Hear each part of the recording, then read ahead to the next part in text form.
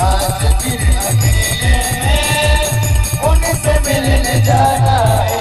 मोहब्बत है, मोहब्बत है, मोहब्बत है, मोहब्बत है, मोहब्बत है, मोहब्बत है, मोहब्बत है, मोहब्बत है।